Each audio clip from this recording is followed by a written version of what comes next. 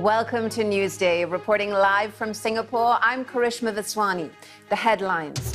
Ukraine's President Zielinski says his country could become neutral as part of a peace deal to end Russia's invasion. I understand it's impossible to force Russia completely from Ukrainian territory. It would lead to a third world war. I understand it, and that's why I'm talking about a compromise. As the bombardment of Ukrainian cities continues, refugees fleeing from the southern port of Mariupol say they're being forced to go to Russia. In other news for you at this hour, we find out what it's like inside North Korea's prisons for defectors who try to leave the country. The entire population of Shanghai is sent into isolation for the next 9 days in the biggest citywide lockdown in China since the COVID outbreak began. Here in Los Angeles, the Oscars are getting underway. There are some changes to the ceremony, and it's a tight race for Best Picture. The red carpet has just closed. The stars have arrived. Excitement is growing. Stay with us for full coverage of the 94th Academy Awards. Live from our studio in Singapore. This is BBC News. It's Newsday.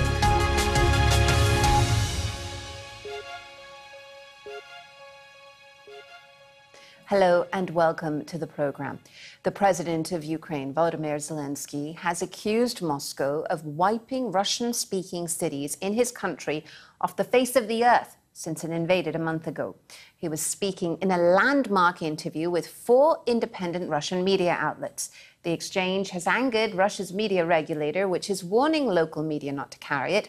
Mr. Zielinski did sound a note of compromise, though, saying that Ukraine could consider adopting neutral status, subject to a referendum.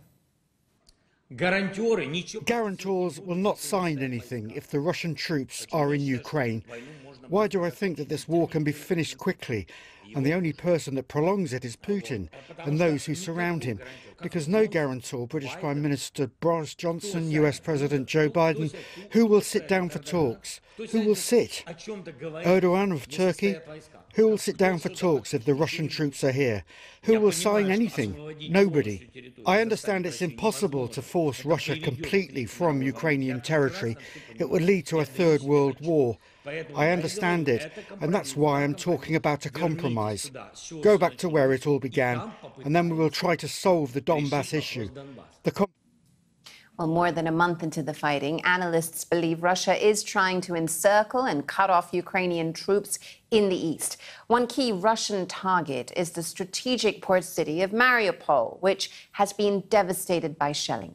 Ukraine accuses Russian troops there of forcibly relocating thousands of civilians from the city, something Moscow denies. But the BBC has spoken to one resident of Mariupol who says she was given no option but to leave and was taken to the Russian separatist-held area of Donetsk and then on to Russia itself. Our correspondent Weir Davies reports. Thousands of refugees have been able to leave Mariupol, travelling in packed, bomb-damaged vehicles to the relative safety of Ukrainian-held towns. But Ukraine has now accused the Russian military of forcibly removing thousands of residents to Russia. Irina, now staying with relatives near Moscow, told the BBC about her journey out. One day, the Russian military came by and said that we needed to vacate our shelter immediately because the building caught fire. After leaving the shelter, we walked for about 6 kilometers under shelling and made it to the city limits. Those people who had families in Russia could go there at their own expense. Those who did not have anyone there, they were allocated to Tula, Kursk and Samara in Russia. They were put on evacuation trains to those destinations. This is important. Would you say that you and others were forcibly made to leave Mariupol and go to Russia? I'll put it this way. From there, everyone was taken to the DPR, that's Russian-occupied Ukraine. Once there, you had to decide whether you were going to stay in the DPR or go to Russia. The choice was between the DPR and Russia. The city Irina left behind is in ruins, barely a building left unscathed by the Russian bombardment. Tens of thousands are still trapped in Mariupol without the basics to survive and nowhere near enough aid being allowed in. There's absolutely a humanitarian crisis there. There's been a humanitarian crisis for probably well over 2 weeks. You have people who haven't had access to water or food for weeks now, people who are dead bodies on the street and people burying the bodies of their neighbors. So I mean, just the trauma and psychological burden this is going to have on a population. Under such conditions, staying in Mariupol or having to go to Russia was Irina's almost impossible choice.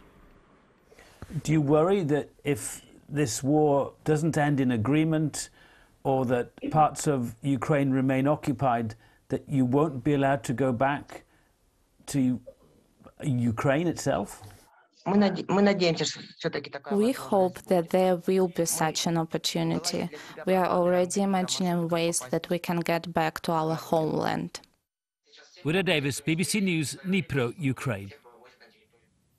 Meanwhile, within the past few hours, President Biden has told reporters that he wasn't calling for regime change in Russia when he said in a speech in Poland that President Putin cannot remain in power. His comments on Saturday led to the U.S. Secretary of State Antony Blinken denying that it was White House policy to seek regime change in Moscow. The French President Emmanuel Macron said such comments could escalate the conflict.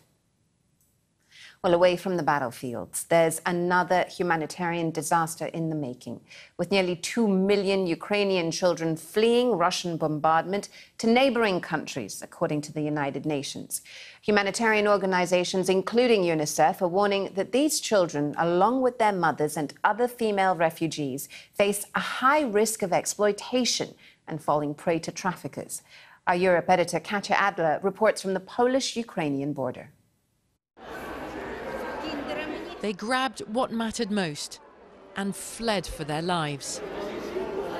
Ukrainian children and women, now far from home, are forced to put their trust in strangers. The chaos of war now behind them. The truth is, they're not always safe here either. The refugees coming, they have no idea what's going on. They can believe everybody. Volunteer Margarita from Kyiv hopes to stop fellow refugees falling into the wrong hands. We kept 3 persons who search for beautiful women to sell them, to sex work. It's horrible. So horrible, many Poles feel driven to take action. We have 605 amazing women drive as much as they can to the border. Ella Imulska has started the Women Behind the Wheel initiative. We decided to create this bubble of safety in order for these women to simply rest. This family is one of the lucky ones. Ella has their best interest at heart. But 5 weeks into Europe's biggest refugee crisis since World War II, there's still no efficient process to screen all those claiming to help Ukrainians. Over the next days and weeks, people need somewhere to sleep, to eat. Many tell us they're looking for a job as well. And these needs make refugees vulnerable. Here in Poland and elsewhere, people have opened their homes to Ukrainians, but sadly, not everyone with the best of intentions. We hear many stories of abuse, but most victims are too scared to speak on camera. But Elena, now safely in Denmark, told us she wants to sound the alarm. Fake NGO workers approached me and my children after we fled Ukraine. They looked at us sleazily. They told us to get in a van with other women and said they'd take us to Switzerland. They got angry when I asked for their IDs, so I grabbed my children and ran. Human rights groups warn sex and organ traffickers are already active here. This is a region where there are well-established trafficking networks in place. At a time of growing numbers of women and children arriving, the risks are certainly on the rise. Organised crime isn't the only menace. Some refugees are forced to work for free. Others to have sex in exchange for lodgings. The displaced and the vulnerable need our protection. Katia Adler, BBC News, on the Polish-Ukrainian border. Well, away from Ukraine, I want to tell you about this story now. A group of investigators have put together a 3D computer model of what a North Korean detention center looks like, giving us, for the first time, an idea of life inside one of the world's most notorious prison systems. I've been speaking to our correspondent, Laura Bicker, in Seoul. Well, when it comes to this prison, when you walk in through the cell door, what they've managed to find out is it's only about 1 metre high. So detainees have to go in on their hands and feet. They have to crawl in. They are then put in a cell with at least 9 people, but we've spoken to someone who said there were at least 15 people in her cell. They have to sit cross-legged with their arms on their knees for at least 12 hours a day. They get a break to sleep and they get a break to eat, but they're not given much to eat. Now, what Korea Future has done is create an incredibly detailed database of more than 5,000 human rights violations. And they've even identified up to 600 alleged perpetrators of these crimes. What they hope to do with it then is that they've done it with the help of international experts in the hope that some of those responsible can be brought to justice. And that's why they're making this database freely available to all. Yeah, Laura, we've just been looking at some of the pictures of that 3D model of what life inside that prison must be like. And as you've described, just some devastating details of conditions inside the prison. What's likely to be the reaction, if any, from the North Koreans about these findings? Well, when it comes to those conditions, we're talking about widespread use of torture, starvation, forced abortions, pervasive sexual abuse. We've also heard of executions and the killing of newborn babies. These are the kind of allegations that are made in this database. Now, we've tried to contact a representative from North Korea to respond to this report, but received no reply. North Korea has said on a number of occasions that they deny any allegations of human rights violations. But I think, Karishma, when it comes to it, over the last few weeks especially, we've heard more about Kim Jong-un, more about his missile program, and that's usually what international attention, that's the kind of attention North Korea receives. But I think what this database highlights is that 25 million people are within this border, and that's the kind of threat that they live with for doing the kind of things that we could do every day: watch the television, watch any South Korean drama, have a mobile phone, cross the border. And the 2 detainees that I spoke to who have been in this detention centre are hoping that this database will one day bring them closer to seeing justice. Laura, when you describe that, the ambitions or the hopes, I suppose, is a better way of putting it, of those 2 detainees that you've spoken to getting some justice, is that at all likely? I think it's going to be very difficult. I think it might take some time. But what this database has done is identified alleged perpetrators, and again highlighting the kind of human rights violations that are happening within the border within North Korea. And I think when it comes to many non-profit organisations, that's what they hope to do, just raise awareness. Right. I do know that they hope to raise awareness with the United Nations in the next few weeks. Laura Bicker there reporting on that story for us from Seoul.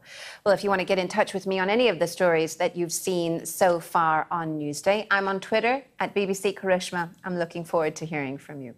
You're watching Newsday on the BBC. Still to come on the programme, we'll be live in Los Angeles ahead of the Academy Awards, where Coda and the Netflix Western The Power of the Dog are among those vying for Best Picture.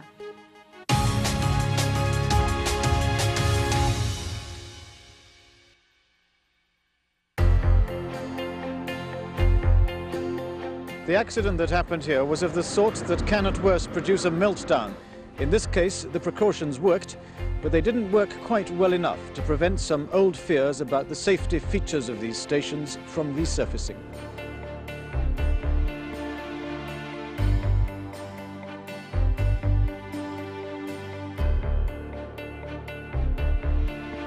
The Republic of Ireland has become the first country in the world to ban smoking in the workplace. From today, anyone lighting up in offices, businesses, pubs and restaurants will face a heavy fine. The president was on his way out of the Washington Hilton Hotel where he had been addressing a trade union conference.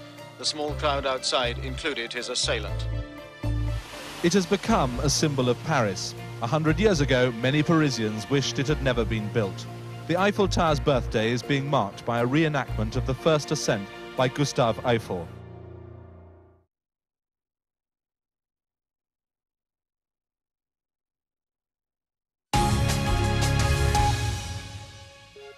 This is Newsday on the BBC. I'm Karishma Vaswani in Singapore. Our headlines for you today. President Zielinski says he's prepared to discuss Ukraine becoming a neutral country as part of a peace deal to end the fighting. Refugees fleeing from the southern port of Mariupol say they've been forced to go to Russia. In other news for you today, China has announced its biggest city-wide lockdown since the COVID outbreak began more than 2 years ago. The entire population of Shanghai will be restricted to their homes over the next 9 days. Residents will be locked down in 2 groups between the 28th of March and the 5th of April, and a mass testing program will be put in place. All public transport will be suspended for the duration and factories will close. Only public services and food supply operations will be allowed to continue. Shanghai reported over 2,500 asymptomatic COVID cases on Sunday. That's a new daily record. Our China correspondent Robin Brandt says the order has triggered panic buying by residents. This city has been on its knees for 2 weeks, but tonight, all of a sudden, areas that were reduced to being like a ghost town are full of panic shoppers.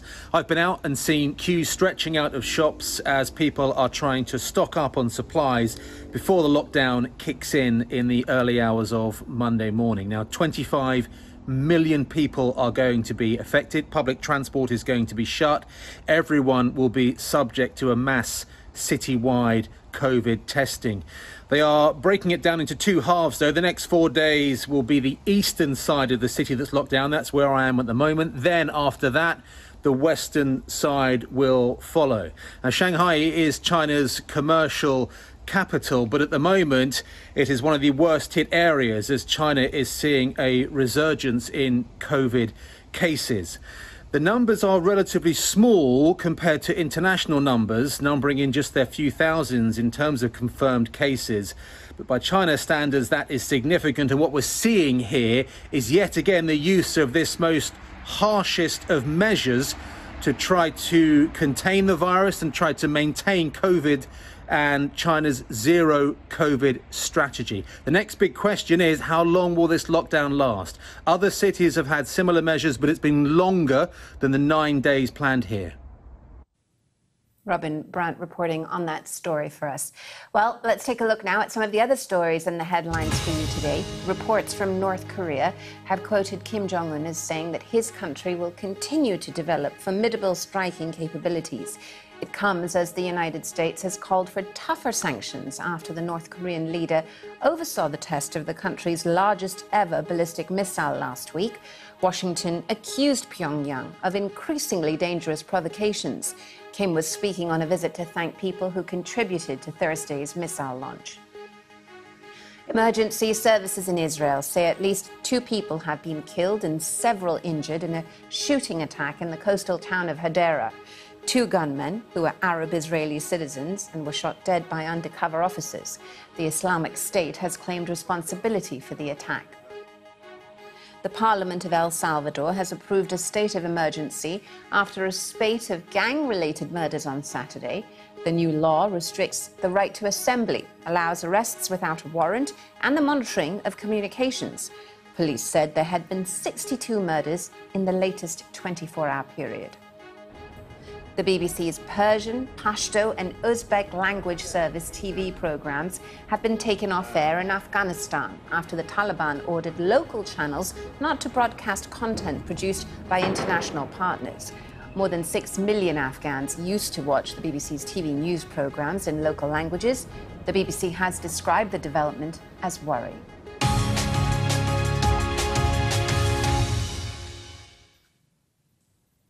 Stars have been arriving on the red carpet for Hollywood's biggest night, the Oscars, which is underway in Los Angeles as we speak.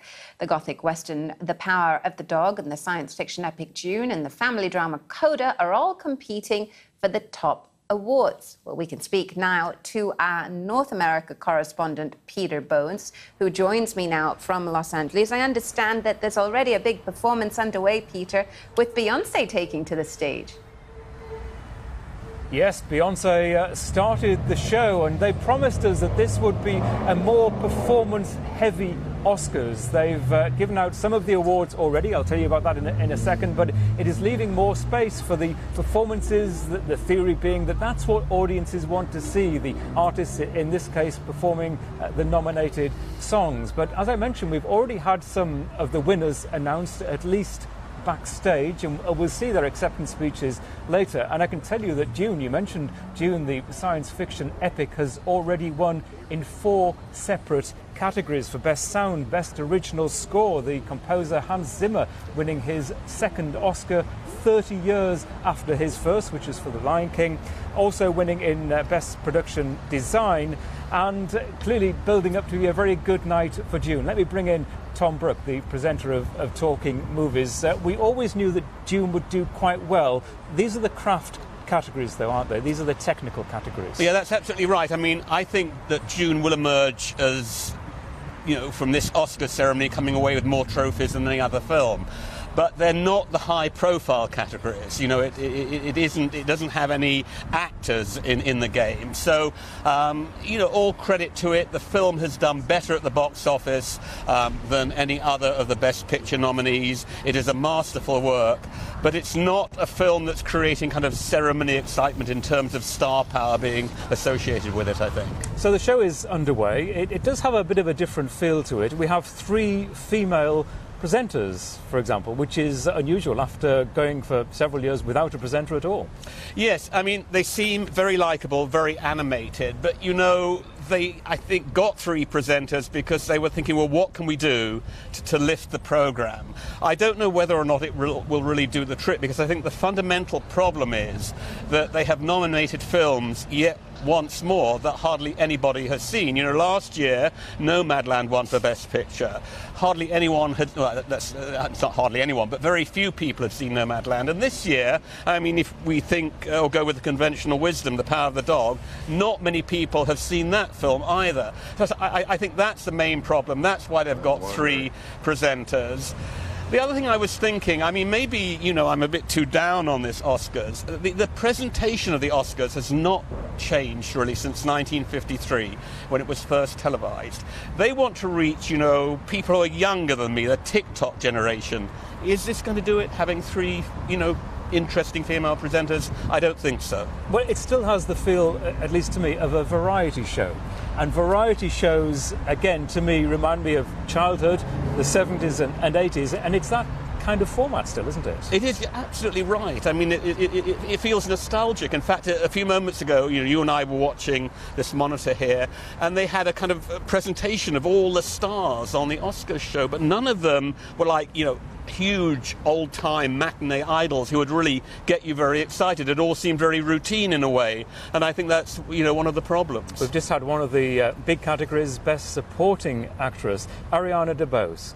Now, a lot of people had expected this from West Side Story, and of course this is Steven Spielberg's remake of that film. Ariana DeBose, maybe not a huge household name. She started life as a dancer. Dancing with the Stars was her breakthrough on American television, but now she is a top-ranking actress. I know. I mean, this was actually one of the Oscar races that everyone said she would win, because in all the pre-Oscar awards she has won. So it is is a big victory to her. I mean, it speaks to her talent. She is very talented. It's also being seen perhaps as an important moment in Oscars history for queer people. She identifies as being queer. She's a very interesting woman in many ways in terms of her background, because she has, she's a Latina. She's very open about a lot of different aspects of her life, and as I say, she's an unbelievable talent, and she really did make this West Side Story come alive, and I was really, bowled over by her. Yeah. Just finally, in the few seconds that we have left, let's look ahead a couple of hours. That's when we'll get to know Best Picture, and it is quite a tight race between probably Coda and The Power of the Dog. Yes, and I think that Coda is going to win. I think Power of the Dog is a better film, but Coda is something that is the most emotionally satisfying film in this year's Oscars race. Tom, we shall see. That is all to come in the next couple of hours. The Oscars well and truly underway. Thank you there, Peter Bowes and Tom Brooke, for keeping us up to date with all the glitz and the glamour at the Oscars. That's it from us here at Newsday, but do stay with BBC News for the latest on that and all of the rest of the global headlines. We'll be keeping you up to date right here on the channel. Thanks for watching.